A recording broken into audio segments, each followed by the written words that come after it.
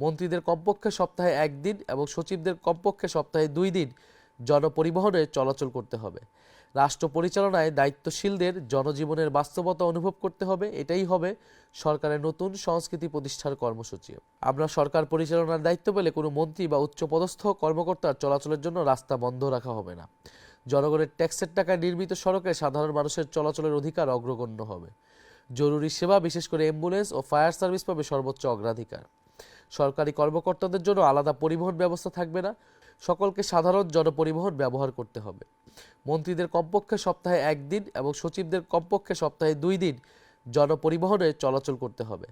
রাষ্ট্র পরিচালনায় দায়িত্বশীলদের জনজীবনের বাস্তবতা অনুভব করতে হবে। এটাই হবে সরকারের নতুন সংস্কৃতি প্রতিষ্ঠার কর্মসূচি। আধুনিক বাস সার্ভিস চালু সহ অন্যান্য পরিবহন ব্যবস্থায় সরকারি বিনিয়োগ অগ্রাধিকার পাবে।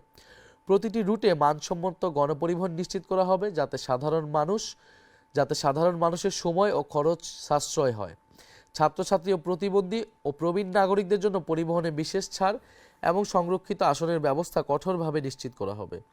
যান্ত্রিক ত্রুটিযুক্ত যানবাহন রাস্তা থেকে অপসারণ করা এবং স্বচ্ছ ও দুর্নীতিমুক্ত প্রক্রিয়ায় ড্রাইভিং লাইসেন্স প্রদান করা হবে। পরিবহন খাতে অবৈধ চাঁদাবাজি ও কালোবাজারি কঠোর হাতে দমন করে ন্যায্য ভাড়া নিশ্চিত করা হবে। টিকিটিং ব্যবস্থাকে স্বচ্ছ ও দুর্নীতিমুক্ত করা হবে যাতে সাধারণ মানুষের জন্য ট্রেন ভ্রমণ সহজলভ্য হয়। বিমান ভাড়ার ক্ষেত্রে নিলামভিত্তিক অস্বচ্ছ ব্যবস্থা বন্ধ করা হবে। আমাদের সমাজটাকে সুন্দর করে গড়ে তুলতে হলে সকল মানুষকে শৃঙ্খলা, নিরাপত্তা, অন্যের সুবিধা অসুবিধার বিষয়ে সংবেদনশীল হতে হবে। জীবনের ঝুঁকি নিয়ে চলাফেরা করা, যেখানে সেখানে রাস্তা পারাপার করার সংস্কৃতি থেকে সমাজকে বের করে আনতে হবে। ট্রাফিক আইন সকলকে মেনে চলতে উৎসাহিত এবং রাস্তা ও মহাসড়কে যানবাহন ও মানুষের চলাচলে শৃঙ্খলা ফিরিয়ে আনতে কর্তৃপক্ষকে সহযোগিতা করতে হবে।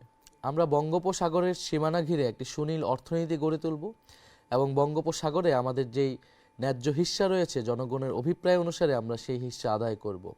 বঙ্গোপসাগরকে কেন্দ্র করে আমাদের জাতীয় সম্পদের একটি গুরুত্বপূর্ণ কেন্দ্র আমরা তৈরি করব।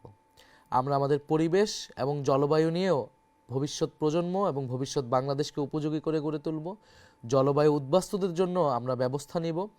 আমরা পরিবেশ করের ব্যবস্থা করব যাতে আমরা পরিবেশ দূষণ কমাতে পারি।